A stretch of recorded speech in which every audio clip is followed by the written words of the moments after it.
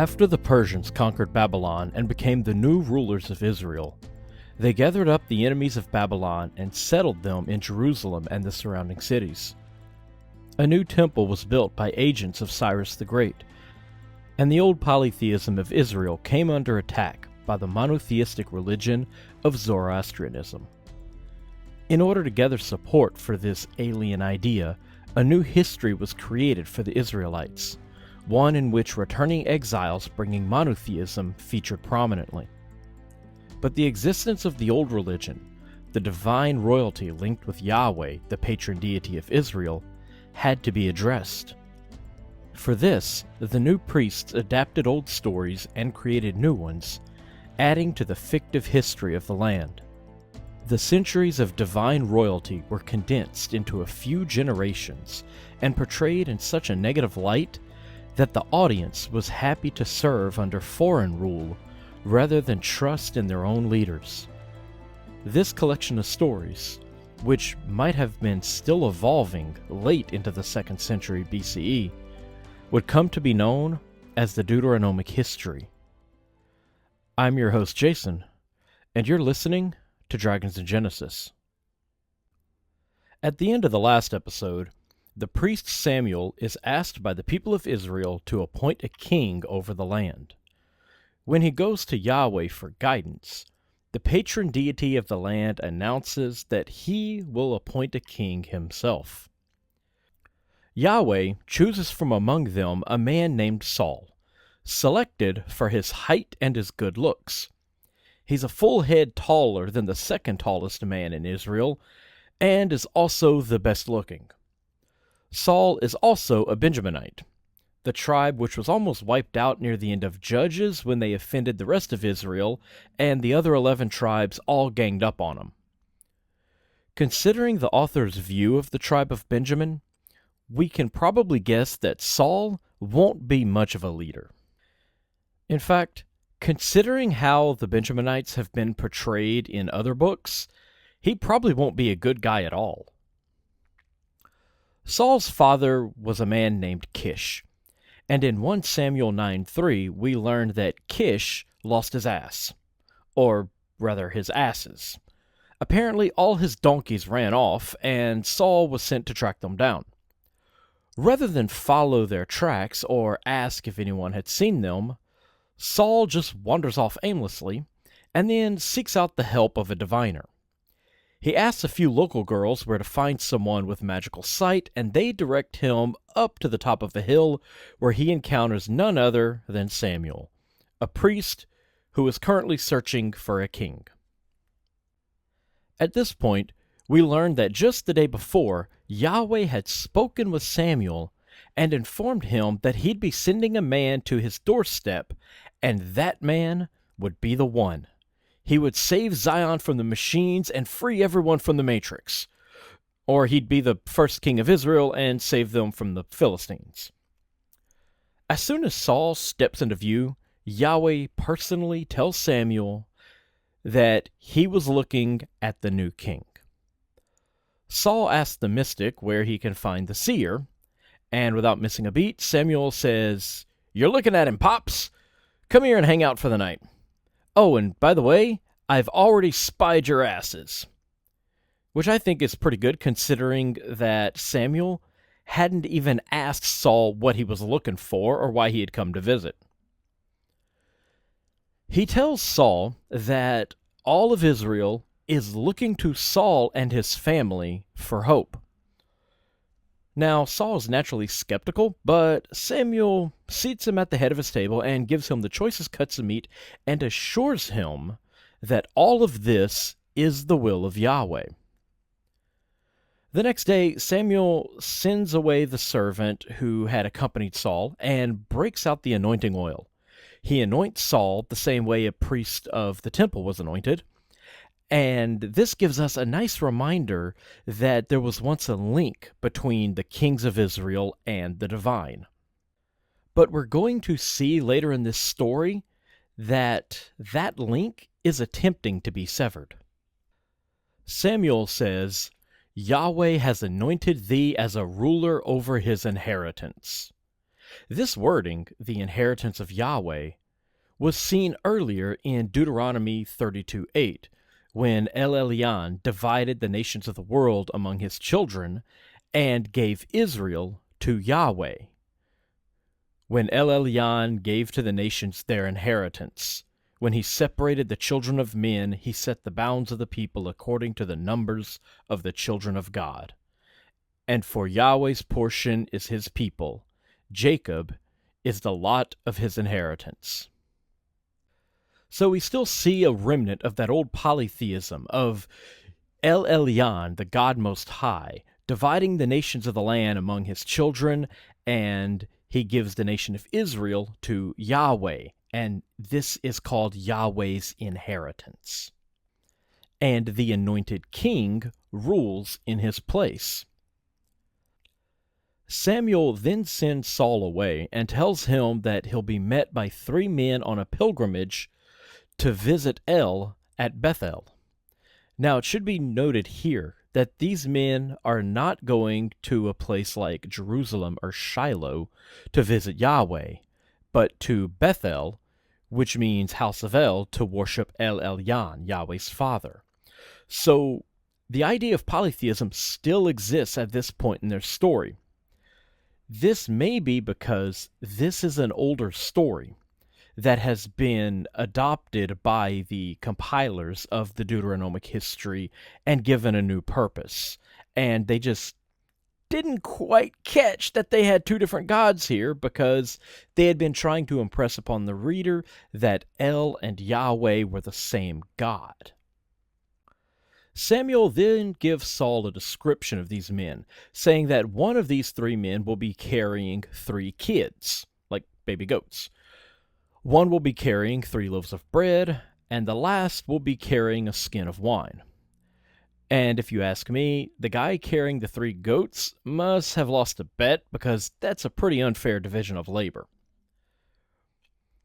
Samuel tells Saul that the man carrying the bread will offer some to him, and he should accept it before continuing up the hill of God, where he will meet a band of prophets coming down from the shrine with a group of minstrels playing music and all of them speaking in tongues. At that point, the Spirit of Yahweh will grip Saul and cause him to speak in ecstasy, and he will be transformed into another man. And if you've listened to the previous episodes concerning the first temple and the transformation of the earthly king into the divine, then you'll recognize this scene as a modification on that ritual. We have all the same elements: the anointing oil, animal sacrifice, the bread of the presence, the sacrificial wine, prophets, glossolalia, a hilltop shrine, and music to serve as the invocation of Yahweh. This is the first temple ritual, which transformed the human king into the divine ruler. Or at least this is a reference to it, or a primitive version of that ritual. But the source responsible for Deuteronomy and the books of Kings doesn't support the divine monarchy of Israel. That source instead supported the puppet government set in place by Persia.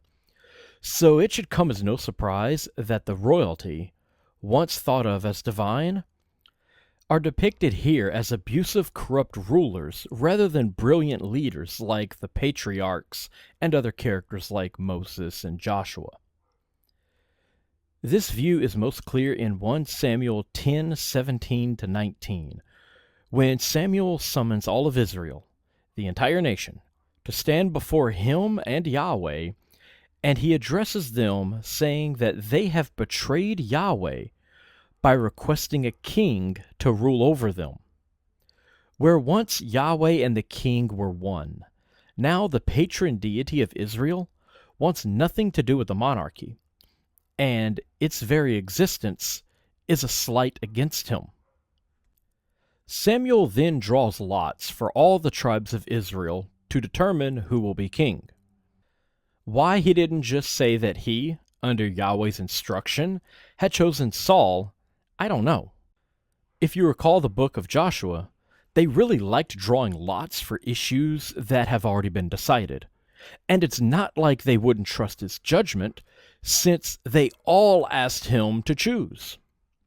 Anyway, Samuel draws lots, and of course the tribe of Benjamin is selected. He then draws again for the different clans, and then again for the different people in that clan, until the drawing of lots singles out a single man, Saul, who was nowhere to be found.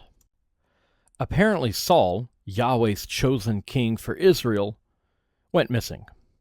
So they ask if anyone has seen him, and Yahweh himself steps forward from the crowd and says, "Yeah, he's hiding among the baggage." So they check near the carts, and sure enough, tucked away with the luggage is the future king. Now, I don't know about you, but I'd be questioning Yahweh's choice at this moment, but that's just me.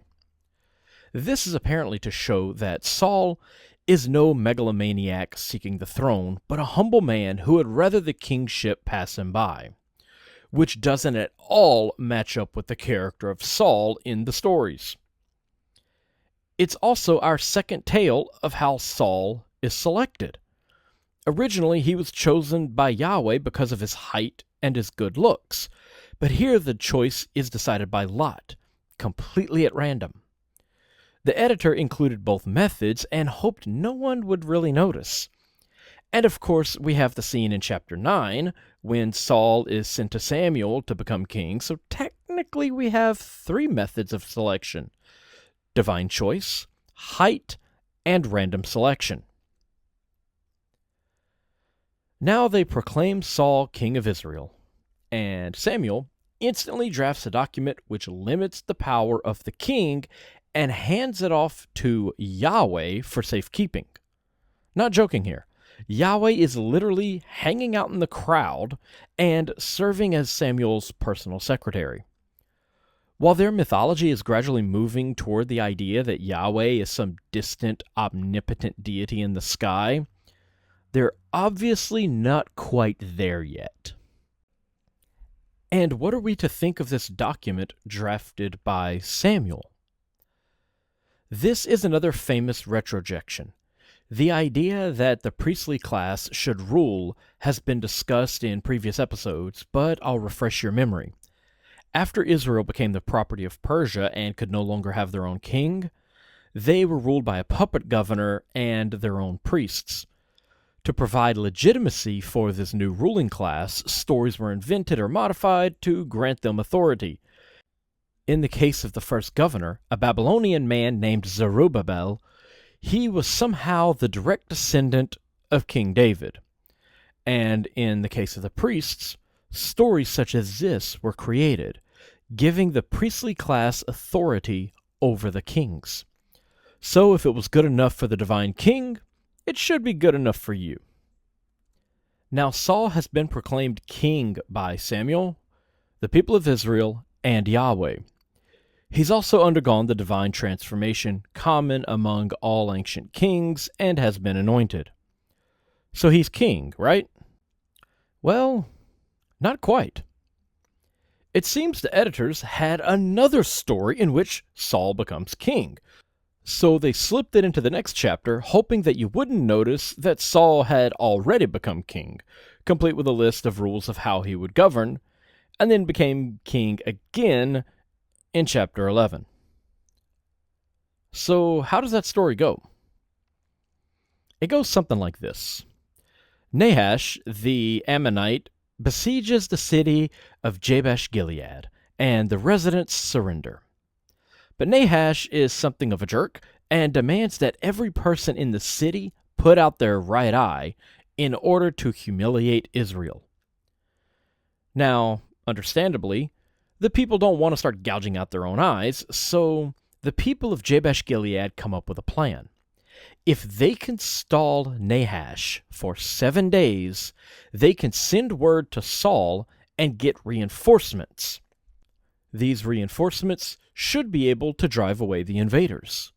But to do this, they have to trick Nahash to not only allow messengers to leave the city, but also grant them a week's respite while they wait for aid. So what is the clever plan? that they come up with? They go to Nahash and ask if they can send messengers to request reinforcements and allow them a week to arrive. No kidding. They just straight up ask their captor if they can have a week to summon an army. And Nahash agrees. Usually, when something strange appears in the text, there's some detail that must be understood within the historical context, or a mythological theme that just isn't quite apparent. In this case, there's none of that. This is just an example of lazy writing. Nahash allows messengers from the captive city to ride off and not only warn neighboring cities of their impending doom, but also gives them a week to summon an army capable of defeating him. This makes no sense. No one is that stupid, and no one that stupid could ever raise an army and besiege another nation. The first time one of his men decided he wanted to take over, he would just say, "Nahash, would you mind naming me your successor and then turning your back so I can slay you?" And the idiot would do it. Okay, rant over. At this time, we're supposed to forget that Saul was just anointed king, repeatedly, because he's currently working the fields with his cattle and bumps into the messengers who have been sent out to find aid. The messengers tell him of the invasion and the curious circumstances over at Jabesh Gilead, at which point the Spirit of Yahweh once again fills Saul and causes him to chop his oxen into pieces. Why is it that every time the Spirit of Yahweh gets into someone, they fly into a rage and start doing horrible things like killing stuff or enslaving people? With the exception of speaking in tongues in the previous chapter, they always go on a murderous rampage. Like, none of them ever decide to make pottery or darn a pair of socks. So Saul, filled with the Spirit of Yahweh, chops up his oxen into little pieces, and he takes the chunks of oxen, and he sends them by messenger all over Israel, with a warning that such will be the fate of anyone who doesn't join him in the fight against the Ammonites. Now, I can't help but recall the scene in Judges, where the man whose concubine was raped to death had her chopped into pieces and mailed to every tribe of Israel. I'm really hoping that this isn't a common practice in the ancient Near East, the mailing of dismembered carcasses along with threatening letters, but their altar did include flesh hooks, so I wouldn't really put it past them. So Saul sends his gruesome messages, and we're told that the terror of Yahweh accompanied them and fell upon the Israelites, and every man in the nation gathered for battle. 300,000 from Israel and 30,000 from Judah. So the Spirit of Yahweh inspires the butchery of oxen for no apparent reason, and the terror of Yahweh frightens everyone into compliance. So this gives us an idea of how these people viewed their deity. This was originally a war god, so he would cause violence, he would cause fear and terror. The idea of their god being all good and all loving isn't quite here yet. But I want to go back to something. The town has 7 days to either raise an army or be killed by a Japanese girl who lives in a well, or put out their right eyes. They send messengers who come across Saul, and he sends out his beefograms. Now let's say that all of this happens on day 1. For him to summon every man in Israel, his messengers must travel from the eastern border, where the Ammonite invasion is occurring, to every corner of the nation within 3 days, a distance of over 150 miles as the crow flies. Every person who hears this summons, and it says that every single man answered his call, has to march straight there, with many needing to cover over 50 miles per day for 3 consecutive days in order to reach the battlefield before the week is up and Nahash starts collecting eyeballs. Do you know how impossible that is? It's impossibly impossible, especially for them. Last time these people attempted a march like that, it took them 40 years. Okay, I'm better now. So somehow, 330,000 people all get the text alert and then teleport to Saul's house within a week, and a messenger is sent to Jabesh Gilead, informing them that they will indeed be saved when the sun grows hot. I'm assuming Nahash is just ignoring this, making him the worst general ever. This detail about the sun's heat being used to defeat an enemy was also mentioned in the book of Joshua, when he made the sun stand still in the sky in order to defeat his enemies. So in this chapter, we have Yahweh linked with the sun, fury, terror, and war.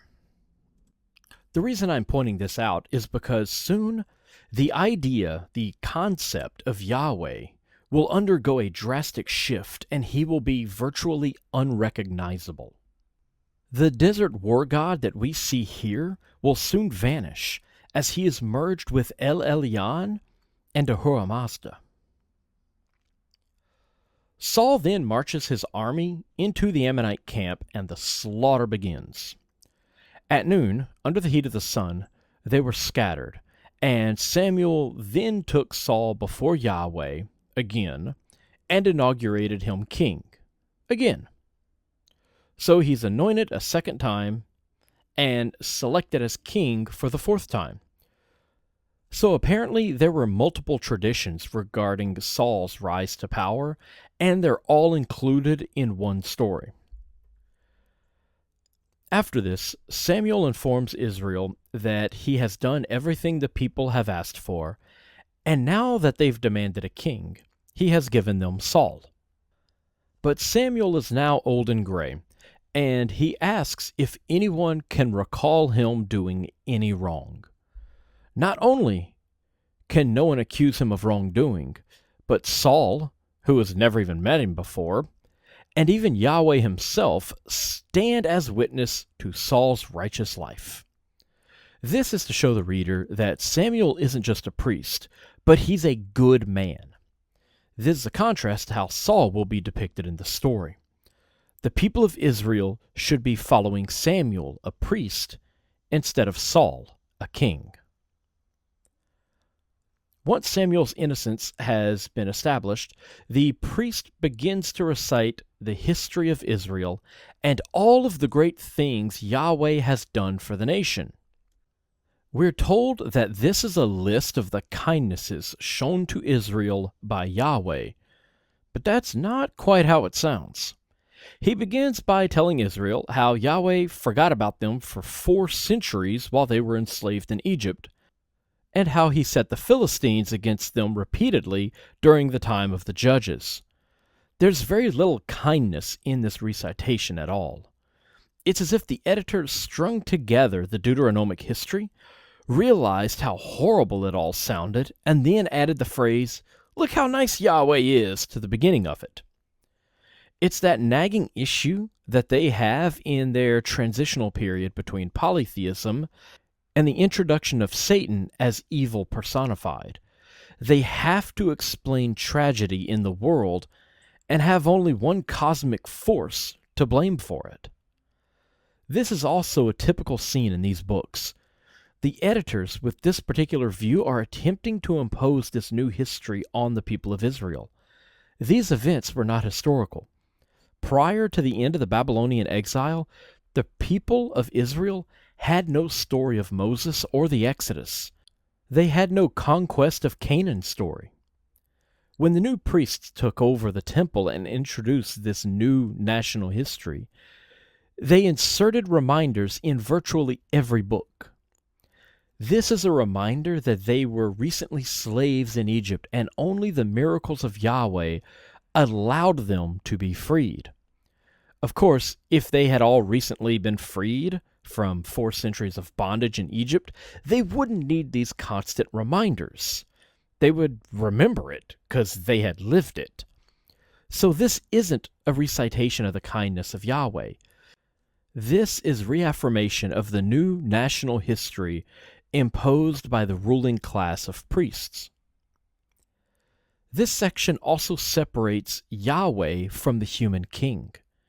Where once Yahweh and the king of Israel were one and the same, now in 1 Samuel 12:12-13, Samuel states that the Israelites lost faith by asking for a king because Yahweh your God is the king of Israel. The Deuteronomist is stating that Yahweh is the ruler of the land, and he rules through priests, and a human king is a rejection of that faith. This is then followed up with the threat that Yahweh will strike down both the king and the people if they fail to follow their God's command, just as Yahweh struck down their fathers. Samuel then tells the people to stand by and watch as Yahweh performs a great miracle before the eyes of all of Israel.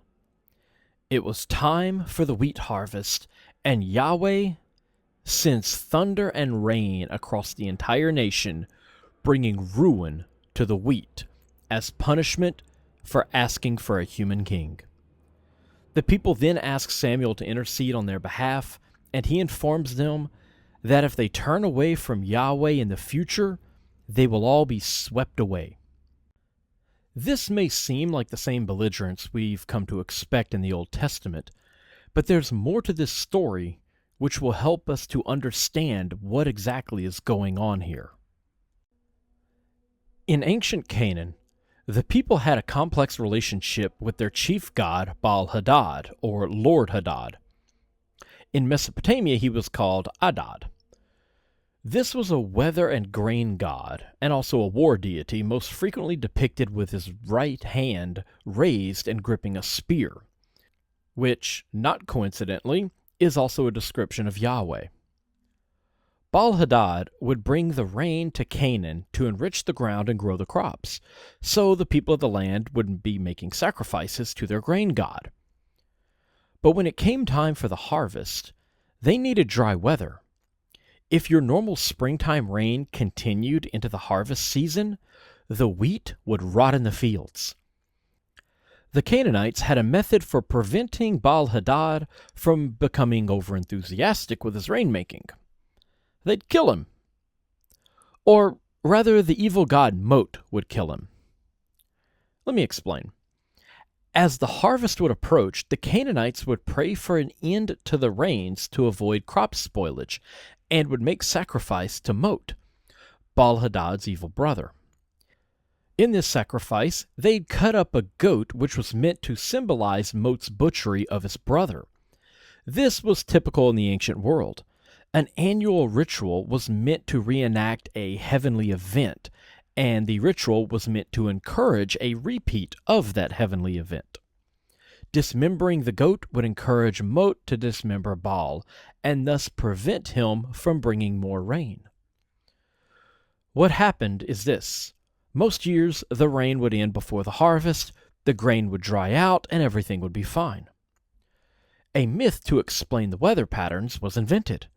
The rain god, who helped the crops grow, was killed by his brother, thus ending the wet season and allowing the grain to be harvested without spoilage. Months later, the rains would begin again, indicating the resurrection of their rain deity. Here, in 1 Samuel 12, we see the same story being incorporated into the new mythology of Yahweh. The Israelites were familiar with this story. They lived with it for thousands of years, and the connections between Yahweh and Baal-Hadad couldn't be ignored. So, in order for the new priest to sweep Baal under the rug, they gave a new origin to the old stories. Now that Saul is king, again, he has to deal with the ever-present threat of the Philistines, who amassed 60,000 chariots and 6,000 cavalry to ride against him. Saul then sounds a magic ram's horn and assembles his army. But the horn only attracts about 3,000 people. This is the same army that, just 2 chapters before, amounted to 330,000 people, which means he lost 99% over the course of his coronation. Perhaps he should have mailed out more oxen. Anyone who's ever hosted a barbecue knows that beef will draw a crowd. But Saul's troubles don't end there. When Samuel failed to show up in Gilead to make a burnt offering to convince Yahweh to help them defeat the overwhelming forces, Saul had to make the offering himself and present it to Yahweh. And that is when Samuel suddenly appears, just in time to chastise his new king for making a sacrifice rather than allow the priest, who couldn't be found, to do it. This is one of those times when the editor can't get the story straight. Are individuals allowed to make offerings themselves, or is it up to the priests? In the beginning of this book, people are allowed to do it. That's literally the introduction story for Samuel. We also see this in several other instances, such as 2 Samuel 6:17-18, 2 Samuel 24:25, 1 Kings 3:3-5, 8:62-64, 9:25, and 1 Chronicles 21:26. But in this chapter, in this particular scene, it goes against Yahweh. In this case, it's used as the justification for Saul to not have a lasting dynasty. Sort of the way Moses struck a rock when he was supposed to only talk to the rock, and it was used as the reason for why he couldn't enter the Promised Land. The story is that Saul doesn't have a dynasty, but is replaced by David, and this is offered as the reason, though the burnt offering sacrifice wouldn't become the solitary purview of the priest for several more centuries. Saul says that Yahweh will seek a man after his own heart and appoint him to rule over the people. Which leads us to ask why Yahweh didn't do that in the first place. He's the one who personally selected Saul to be the king. In the next passage, 1 Samuel 13:15, we read that Saul now only has 600 soldiers. No explanation is given as to what happened to the other 2,400. We can only assume that they fled in fear of the overwhelming forces of the Philistines. But Saul's problems get even worse.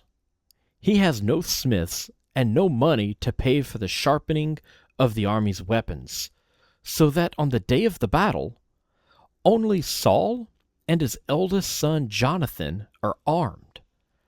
So out of 330,000 soldiers, he only has a total of 2 fighting men, himself and his son. That kind of sucks. Now, where exactly did all their weapons go? And how is that called an army? If you have thousands of people but no weapons, you don't have an army, you have a crowd. So the king went from having 330,000 soldiers to going into battle with only his son at his side. Not a very good start. But they're undeterred. Jonathan, along with his attendant, decides to attack the army which is currently inside of a garrison. So at this point, Jonathan is leaving his father behind, so Saul isn't even involved. So now it's one man versus all the Philistines. So Jonathan and his servant scale the walls and are taunted by the Philistines inside. For some reason, Jonathan believes that the massive army of over 60,000 people taunting him must be a sign from Yahweh that he will win the fight. Jonathan doesn't believe that Yahweh can lose a fight against the Philistines, which means that he has apparently never read the book of Judges and heard about his God losing to these same 60,000 chariots. So Jonathan charges into the fort and begins slaughtering the Philistines. The confusion was so great that the baddies began killing each other. Wait a minute. Two Jews attack tens of thousands of Philistines, and the first thing they do is turn to their comrades and say, "You look kind of Jewish," and start swinging? I'm not sure this is factual. Saul, who ordered the ark brought up to the front lines, sees the chaos and rushes the field with his army of unarmed soldiers. This time, the ark brought victory instead of leading to a bunch of Israelite deaths and rampant hemorrhoid outbreaks. When the Philistines fled, Saul has the brilliant idea of laying a curse against the enemy that will afflict any of them who eats food before nightfall. Oh wait, did I say he cursed his enemies? I'm sorry. I meant to say that King Saul cursed his own army. His army of 600 unarmed men feared the curse so much that they obeyed him and didn't touch a bite of food. So now his army is not only unarmed and terribly outnumbered, but they're also starving. Now his son Jonathan, who was in the middle of battle, didn't hear about the curse, so as they pursued the Philistines across the land, slaughtering their enemies and every sheep and cow they found, no reason is given for the slaughter of the animals, by the way, the Israelites were all starved because of the king's curse. Except for Jonathan, who didn't know. Some of the men could bear the starvation no longer, and they began eating the animals that they slaughtered without first draining the blood. So Saul had an altar erected, and each guilty soldier had to make sacrifice to atone for consuming blood. Wait, now it's okay to make sacrifice again? I'm confused here. Saul then comes up with a plan to sneak into the Philistine camps at night and slaughter all of them in their sleep. He asks Yahweh if they'll be successful, and receives no answer. Now I would think that if 600 unarmed men can face 60,000 chariots and win, they should be able to handle the throttlement of a few sleeping soldiers. But when Saul doesn't hear a response from Yahweh, he takes that as bad news and goes looking for a scapegoat. If any man in the entire army is guilty of anything, that man must be put to death. They cast lots, because they like doing that, and Saul's son Jonathan draws the short straw, which indicates he is the guilty party. He instantly admits to eating some honey that he found, but swears that he was ignorant of the curse and the prohibition against eating. Now wait a second. How would he know to confess eating honey if he was ignorant of the prohibition? Why would he think that was wrong? Anyway, Jonathan is ready to die for the arbitrary curse his father laid against his own troops, but the soldiers object, since, Jonathan is the reason that the Philistines are currently on the run in the first place. And why doesn't Saul just have him build another altar and make another sacrifice to atone for it? I mean, that was good enough for everyone else, right? And they drank blood. That's way worse than eating honey. Saul decides to not slaughter his son, but this leaves the outcome of the murder of sleeping soldiers uncertain. So, since the victory is uncertain, he just goes home.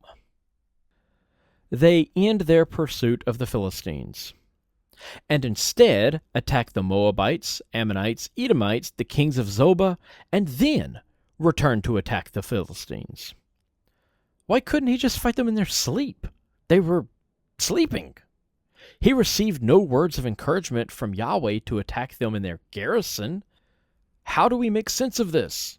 Why does one paragraph promote the greatness of Saul, while the next portrays him as a blight on the land of Israel? It's been theorized that Saul and David were two fictive patriarchs, each with their own mythic dynasties, who were each cherished by rival factions with royal ambitions at some later date. Both sides were inventing flattering stories about their respective kings. and inventing damning tales about the heroes of their rivals. And all of these stories were bundled together, stitched into something which slightly resembled a coherent narrative, and then, later, passed along as history. I'm going to leave it here for today, but we'll be back soon to learn about King David and the fate of Saul. Until then, be sure to like us on Facebook at facebook.com/dragonsandgenesis and check out the website at dragonsandgenesis.com, where you can find resources to further your own learning, along with a contacts page to send questions or comments, and a list of source materials for this and other episodes. And as always, thank you for listening.